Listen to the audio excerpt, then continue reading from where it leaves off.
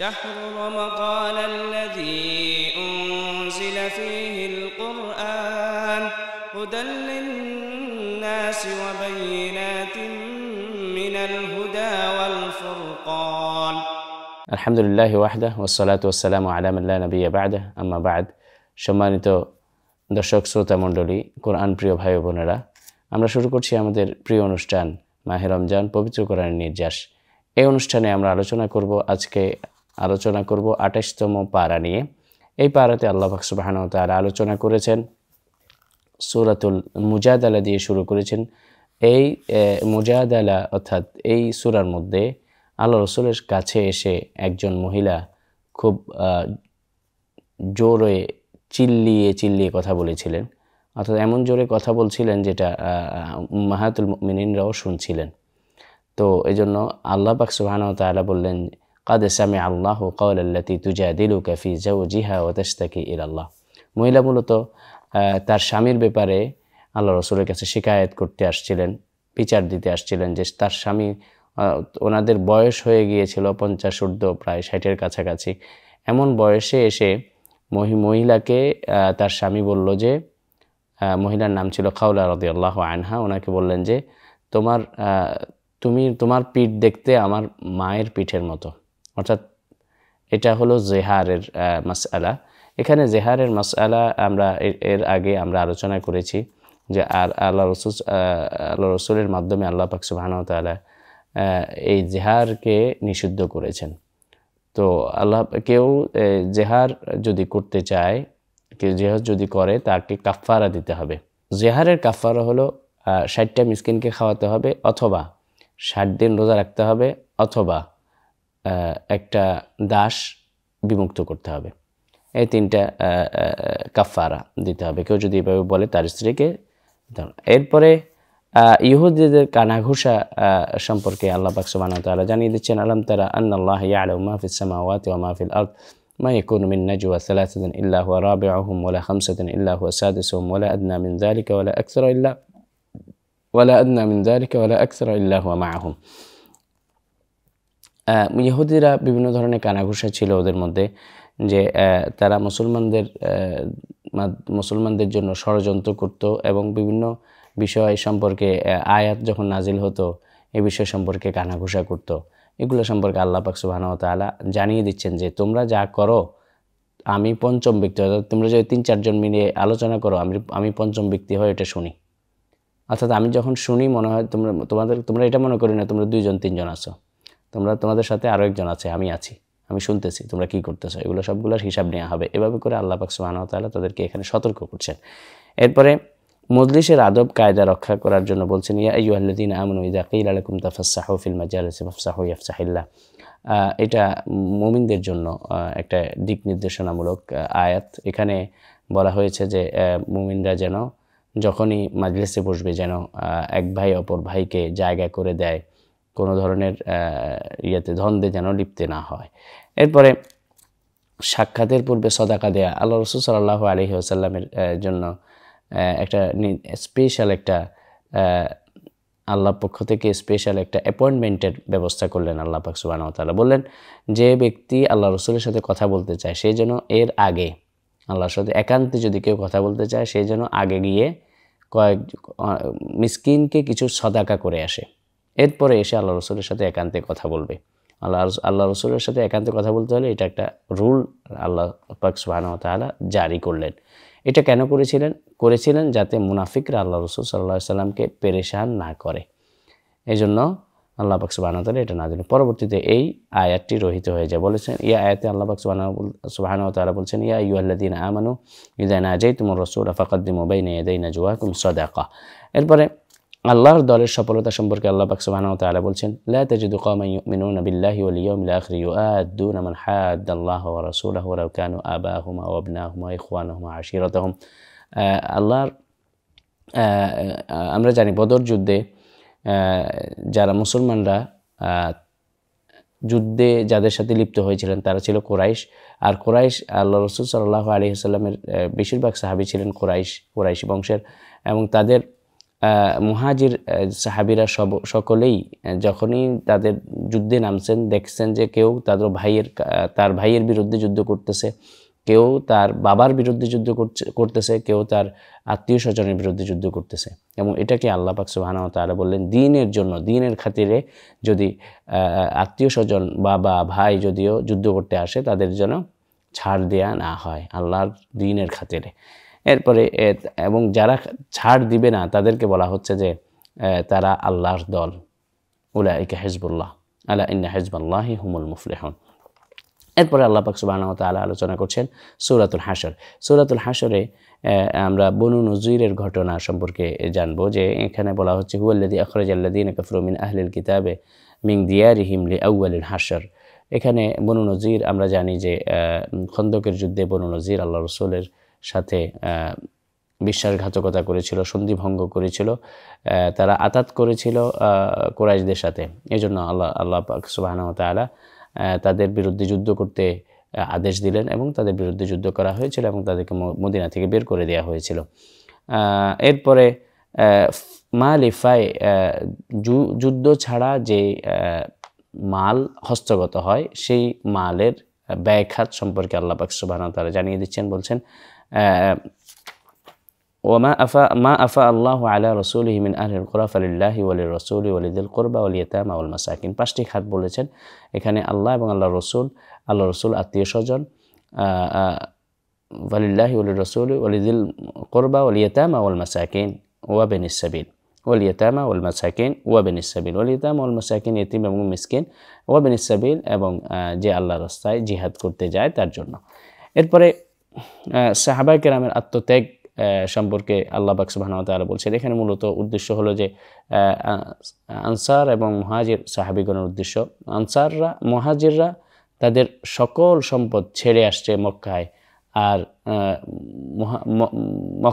মদিনার আনসাররা তাদেরকে তাদের সম্পদ থেকে ভাগ দিয়ে তাদেরকে সহযোগিতা করেছিলেন। এজন্য আল্লাহ পাক সুবহানাহু ওয়া তাআলা এখানে বলছেন ওয়াল্লাযীনা তাবাওয়াউদ দারা ওয়াল ঈমানা মিন ক্বাবলিহিম ইউহিব্বুনা মান হাজারা ইলাইহিম ولا يجدون في صدورهم حاجة مما أوتوا ويؤثرون على أنفسهم ولو كان بهم خصاصة ومن يوق شح نفسه فأولئك هم المفلحون।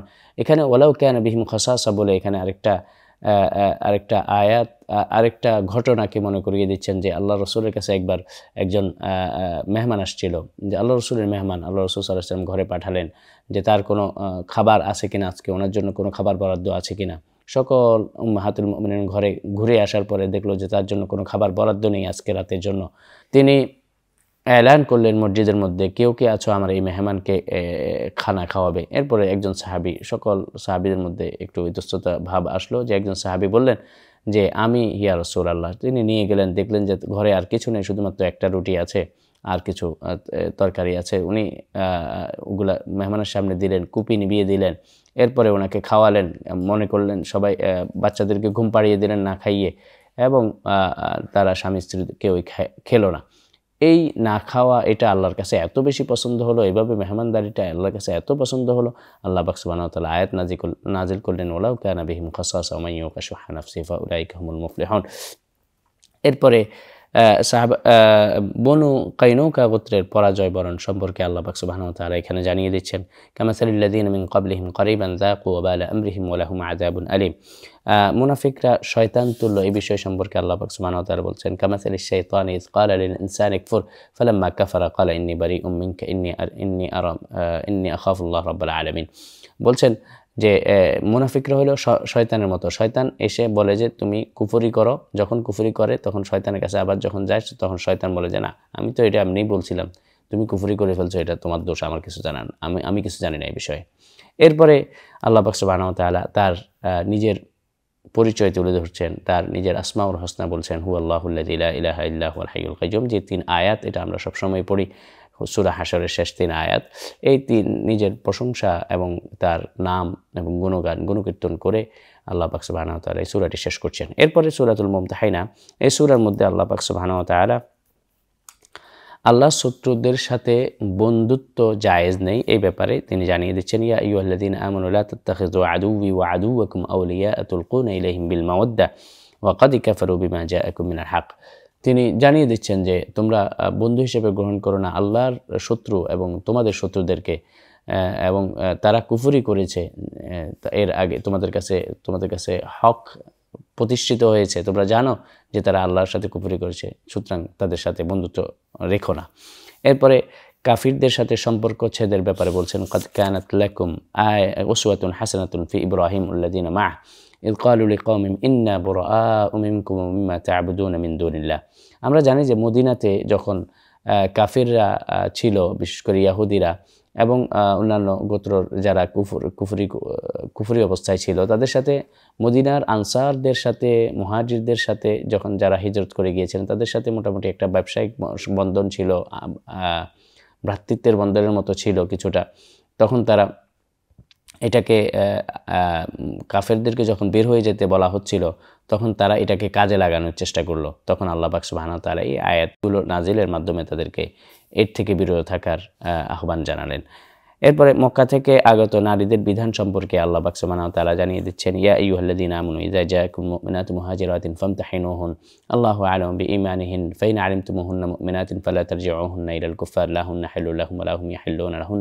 এভাবে করে আয়াতের মধ্যে বিধান সম্পর্কে জানিয়ে দিচ্ছেন যে তাদেরকে ইমতিহান করেন, তাদেরকে দেখেন তারা কি আসলেই মুমিনা কিনা, তাদের পরীক্ষা নেন। পরীক্ষা নেওয়ার পরে যদি তারা পরীক্ষায় টিকে যায় তাইলে তাদেরকে ফিরিয়ে দিয়েন না মক্কায়, কারণ তারা তাদের জন্য হালাল নয়, তোমাদের জন্য হালাল নয়।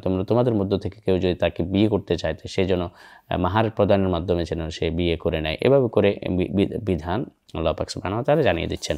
এরপরে মুমিনা নারীদের বায়াত গ্রহণের ব্যাপারে আল্লাহ রাসূল সাল্লাল্লাহু আলাইহি ওয়াসাল্লামকে আল্লাহ পাক সুবহানাহু ওয়া তাআলা শিখিয়ে দিচ্ছেন কি বিষয়ে উপর বায়াত গ্রহণ করবে, যে তারা আল্লাহ ছাড়া আল্লাহর সাথে কাউকে শরিক করবে না, জিনা করবে না, চুরি করবে না, কোনো ধরনের পাপ কাজে লিপ্ত হবে না, এবং সকল ধরনের ভালো কাজ তারা যেন সংগঠিত করে এই বিষয় সম্পর্কে, এই বিষয়ের উপরে বায়াত গ্রহণ করার জন্য আল্লাহ পাক সুবহানাহু ওয়া তাআলা আল্লাহ রাসূলকে বলে দিচ্ছেন।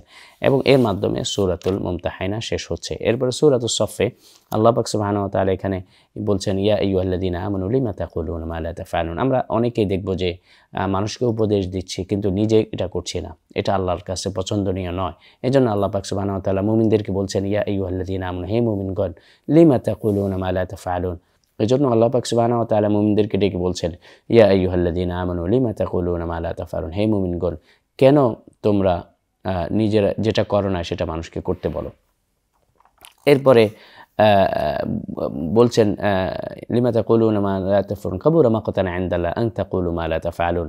কতই না নিকৃষ্ট কাজ আল্লাহর কাছে, আন তাকুলা মা লা তাফআলুন, তোমরা বলো কিন্তু নিজেরা করো না। ইন্নাল্লাহা ইউহিব্বুল্লাযীনা ইউকাতিলুনা ফী সাবিলিহি সাফফান কাআন্নাহুম বুনিয়ানুম মারসুস। আর তিনি পছন্দ করেন যে, আল্লাহ পাক সুবহানাহু ওয়া তাআলা পছন্দ করেন যে আল্লাহর রাস্তায় সারিবদ্ধভাবে জিহাদ করে, এটাকে এই দলকে আল্লাহ পাক সুবহানাহু ওয়া তাআলা পছন্দ করেন, এটা জানিয়ে দিচ্ছেন। এরপর ঈসা আলাইহিস সালামের সুসংবাদ দিচ্ছেন, ওয়াইদ ক্বালা ঈসা ইবনু মারইয়াম ইয়া বানি ইসরাঈলা ইন্নী রাসূলুল্লাহি ইলাইকুম। ঈসা আলাইহিস সালামকে আল্লাহ পাক সুবহানাহু ওয়া তাআলা রাসূল হিসেবে প্রেরণ করেছিলেন অনেকগুলো দায়িত্ব নিয়ে। দায়িত্বগুলোর মধ্যে একটা ছিল কি, যে তোমাদের কাছে যে তাওরাত আছে এই তাওরাতকে আমি সত্যায়িত করছি, এবং সাথে আমার কাছে যেটা আছে ইনজিল, ওই ইনজিল তাওরাতের সংশোধিত অংশ, এই সংশোধিত অংশ এবং দুইটা মিলেই এই বনি ইসরাইল আমল করবে, এই বিষয়ে ঈসা আলাইহিস সালামকে প্রেরণ করা হয়েছে। এবং সবচাইতে বড় যে কাজটি দায়িত্ব দিয়ে পাঠানো হয়েছে সেটা হলো যে ওনার পরে একজন নবী আসবে, ওই নবীর সুসংবাদ দিয়ে পাঠানো হয়েছে, এবং ওই নবীর নাম কি হবে সেই নামও বলে দেওয়া হচ্ছে না, ইসমুহু আহমদ হবে তার নাম।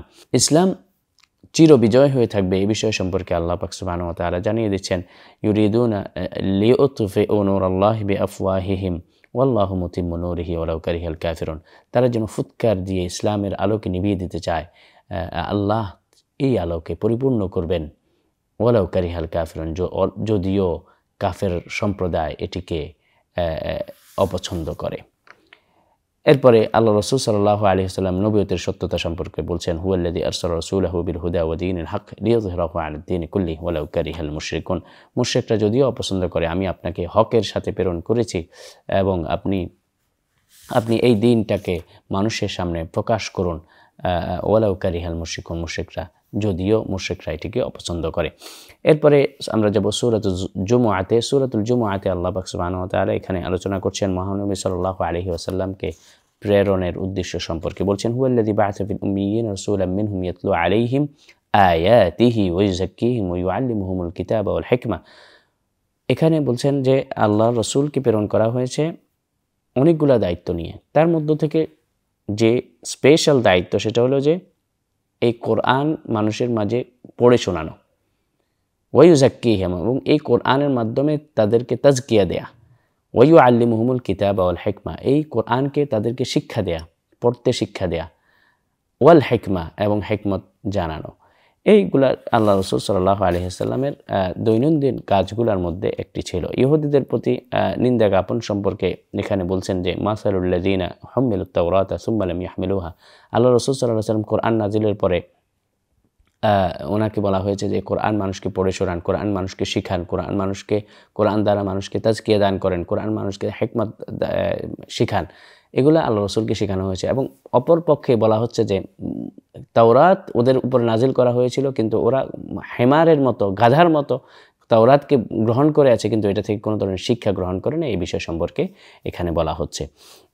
মুমিনদের প্রতি হেদায়েত স্বরূপ বলা হচ্ছে যে ইয়া আইয়ুহাল্লাযীনা আমানু ইযা নুদিয়া লিস-সালাতি মিন ইয়াউমিল জুমুআতি ফাসআউ ইলা যিকরিল্লাহি ওয়া যারুল বাই' যালিকুম খায়রুল লাকুম ইন কুনতুম তা'লামুন। এখানে বলা হচ্ছে যে জুমুআর দিনে যেন আল্লাহর রাসূলকে একাকী না রেখে তারা যখন জুমার আজান হয়, আল্লাহ রাসূল যখন জুমার খুতবা দিচ্ছেন বা জুমার দিনে সকলে যেন আগে আগে জুমার মসজিদে হাজির হয়, এবং তাবকিরটা জরুরি, এই বিষয় সম্পর্কে আল্লাহ রাসূলকে এখানে জানিয়ে দিচ্ছেন। এবং আল্লাহ রাসূল সাল্লাল্লাহু আলাইহি ওয়াসাল্লাম একদা খুতবা দিচ্ছিলেন। খুতবা দেওয়া অবস্থায় একটা ব্যবসায়িক দল আসলো যারা বিভিন্ন জিনিসপত্র বিক্রি করছিল। তখনও খুতবা ওয়াজিব হয়নি, এই জন্য সকলেই বের হয়ে গিয়েছিল, কিছু সাহাবী ছাড়া। ওই সময় কিছু হাতে গোনা কিছু সাহাবী আল্লাহ রাসূলের সামনে বসেই ছিল। এই জন্য ওনাদেরকে উদ্দেশ্য করে আল্লাহ রাসূল সাল্লাল্লাহু আলাইহি ওয়াসাল্লাম বলেছেন আলিয়ুন আবু বকর ফিল জান্নাহ, উমর ফিল জান্নাহ, আলিয়ুন ওসমান ফিল জান্নাহ, আলিয়ুন ফিল জান্নাহ। অর্থাৎ এখানে 10 জন সাহাবীর আশরাতুল মুবাশশিরিন বিল জান্নাহ যারা আল্লাহ রাসূলের সামনে বসেছিলেন তাদেরকে আল্লাহ রাসূল সাল্লাল্লাহু আলাইহি ওয়াসাল্লাম সুসংবাদ দিয়েছিলেন। এরপরে সূরাতুল মুনাফিকুন আমরা দেখব। এখানে আল্লাহ পাক সুবহানাহু ওয়া তাআলা সাক্ষ্য দিচ্ছেন যে মুনাফিকরা যা বলে অসত্য বলে এবং তারা সবসময় মিথ্যা বলে, এবং আল্লাহ সাক্ষ্য দিচ্ছেন যে আল্লাহ নিজে সাক্ষ্য দিচ্ছেন আল্লাহর রাসূল তিনি আল্লাহর প্রেরিত রাসূল। যদিও মুনাফিকরা এসে আল্লাহর রাসূলকে তেল দেওয়ার জন্য মাঝে মাঝে এগুলা বলে, কিন্তু তারা পিছে পিছে আল্লাহ রাসূলের কি বদনাম করে, এ বিষয় সম্পর্কে আল্লাহ পাক জানিয়ে দিচ্ছেন। এবং মুনাফিকরা মুমিনদের উপর কি কি কাজ করে এই সূরার মধ্যে আমরা দেখতে পাবো। এরপরে আল্লাহ পাক সুবহানাহু ওয়া তাআলা সূরাতুত তাগাবুনে, তাগাবুন শব্দের অর্থ কিয়ামতকে বলা হয়েছে, ইয়াউমুত তাগাবুন, কিয়ামতের দিন। কিয়ামতের দিন এখানে আল্লাহ পাক সুবহানাহু ওয়া তাআলা সূরাটি শুরু করছেন তার সৃষ্টির দাবি নিয়ে। বলছেন হুয়াল্লাযী খালাকাকুম ফামিনকুম কাফিরুন ওয়া মিনকুম মুমিন ওয়াল্লাহু বিমা তা'মালুনা বাসীর। তিনি তোমাদেরকে সৃষ্টি করেছেন, তোমাদের মধ্য থেকে কেউ কাফের কেউ মুমিন, আর তিনি তোমাদের আমল সম্পর্কে সম্যক অবগত, তিনি তোমাদের আমলগুলো দেখতে পান। এরপরে হার জিতের দিন কাফিরদের আক্ষেপ থাকবে, যেমন ইয়াউমা ইয়াজমাউকুম লিয়াউমিল জামঈ যালিকা ইয়াউমুত তাগাবুন। অর্থাৎ কিয়ামতের দিন কাফিরদের আক্ষেপ থাকবে যে তারা যদি মুমিনদের মতো সৎকর্ম করত তারাও নিয়ামতের মধ্যে নিয়ামত রাজি মধ্যে এখন থাকতে পারতো। এই বিষয় সম্পর্কে জানিয়ে দিচ্ছেন আল্লাহ পাক সুবহানাহু ওয়া তাআলা। স্ত্রী এবং সন্তানাদি শত্রু হওয়ার ব্যাপারে বলছেন ইয়া আইয়ুহাল্লাযীনা আমানু ইন্না মিন আজওয়াজিকুম ওয়া আওলাদিকুম আদুওয়াল লাকুম ফাহযারুহুম। অর্থাৎ ছেলে সন্তান এবং স্ত্রী এরা কখনো কখনো মানুষের দিন পালনে অন্তরায় হয়ে যায়, এই বিষয় সম্পর্কে সতর্ক থাকার কথা বলা হয়েছে। এখানে আল্লাহ পাক সুবহানাহু ওয়া তাআলা আল্লাহ রাসূলের মাধ্যমে আমাদেরকে জানিয়ে দিচ্ছেন। এরপরে সূরাতুত তালাক, এই সূরার মধ্যে তালাকের বিভিন্ন বিধান সম্পর্কে আলোচনা করেছেন। আল্লাহ রাসূল সাল্লাল্লাহু আলাইহি ওয়াসাল্লামকে বলেছেন যে যখন আপনি তালাক দিবেন অবশ্যই ইদ্দাতের মধ্যে তালাক দিবেন, হায়েজ অবস্থায় নয়। এবং তালাকের বিভিন্ন প্রকার আমরা সূরাতুল বাকারার মধ্যে দেখেছি, তালাক দুইভাবে দিতে হয়, কিভাবে তালাক সুন্নি তালাক বেদে, এই বিষয় সম্পর্কে আমরা ফিকহি কিতাবগুলোতে পাবো। এখানে লম্বা সময় আলোচনা করার অবস্থা নেই। মাসিক বন্ধ হয়ে গেছে এমন নারী এবং গর্ভবতী নারীর ইদ্দত সম্পর্কে বলা হয়েছে যে মাসিক বন্ধ হয়েছে এমন নারী তাদের জন্য 3 মাস ইদ্দত, এবং যাদের গর্ভকালীন অবস্থায় আছে তাদের গর্ভ কেটে যাওয়ার পরই অর্থাৎ সন্তান প্রসব হওয়ার সাথে সাথেই তাদের ইদ্দত শেষ। এই বিষয়ে আল্লাহ পাক সুবহানাহু ওয়া তাআলা জানিয়ে দিচ্ছেন। আল্লাহ তাআলার কুদরতের নিদর্শন স্বরূপ তিনি বলছেন, আল্লাহুল্লাযী খালাকা সাবআ সামাওয়াতি ওয়া মিনাল আরদি মিসলাহুন ইয়াতানাজ্জালুল আমরু বাইনাহুন্না লিতা'লামু আন্নাল্লাহা আলা কুল্লি শাইইন কাদির। তিনি বলছেন যে আসমান 7টি আসমান আমি সৃষ্টি করেছি, তেমনিভাবে 7টি জমিনও আমি সৃষ্টি করেছি। এই বিষয়ে তিনি এই আয়াতের মধ্যে জানিয়ে দিচ্ছেন।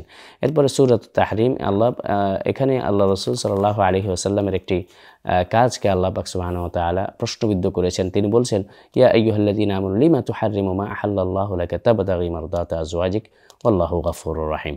তিনি বলছেন, কেন আপনি আপনার জন্য মধুকে হারাম করলেন? এটা আল্লাহ রাসূল সাল্লাল্লাহু আলাইহি ওয়াসাল্লাম তার কোনো উম্মাহাতুল মুমিনদের কেউ একজন মধুকে অপছন্দ করতেন, তো আল্লাহ রাসূল সাল্লাল্লাহু আলাইহি ওয়াসাল্লাম তাকে খুশি করার জন্য বলেছিলেন যে ঠিক আছে, আজকে আমি নিজেও মধু খাবো না। এই যে মধু না খাওয়া, এটা আল্লাহর অপছন্দ হলো, যে এটা হালাল বিষয়, কেন আপনি খাবেন না, হালাল বস্তু কেন আপনি খাবেন না। এই জন্য আল্লাহ পাক সুবহানাহু ওয়া তাআলা ওনাকে সতর্ক করলেন এবং বললেন যে আল্লাহর রেজামন্দি হাসিলের জন্য বা তার স্ত্রীদের রেজামন্দি হাসিলের জরুরত নেই। এরপরে মুমিনদের খাঁটি তওবা করার জন্য তিনি বলছেন, ইয়া আইয়ুহাল্লাযীনা আমানু তুবু ইলাল্লাহি তাওবাতান নাসুহা আসা রাব্বুকুম আন ইউকাফিরা আনকুম সাইয়্যাতিকুম। এর মধ্যে আলোচনা করছেন 2জন স্ত্রীর যারা লূত এবং নূহ আলাইহিস সালামের স্ত্রী ছিলেন, তারা সবচাইতে উত্তম ব্যক্তির আন্ডারে থেকেও তারা কাফেরা ছিলেন। আবার আসিয়া ফিরআউন স্ত্রী, সে সবচেয়ে নিকৃষ্ট ব্যক্তির আন্ডার থেকে সে মুমিনা ছিলেন। এবং মারিয়াম আলাইহিস সালামের ব্যাপারে আলোচনা করে এই সূরাটি শেষ করছেন আল্লাহ পাক সুবহানাহু ওয়া তাআলা। আল্লাহ আমাদেরকে, আমাদের মা বোনদেরকে আসিয়া এবং মারিয়াম আলাইহিস সালামের মতো সতী সাধ্রী এবং নেককার হওয়ার তৌফিক দান করুন। ওয়া আখিরু দাওয়ানা আলহামদুলিল্লাহি রাব্বিল আলামিন। সুবহানাকাল্লাহুম্মা ওয়া বিহামদিক আশহাদু আল লা ইলাহা ইল্লা আনতা আস্তাগফিরুকা ওয়া আতুবু ইলাইক। আসসালামু আলাইকুম ওয়া রাহমাতুল্লাহি ওয়া বারাকাতুহু।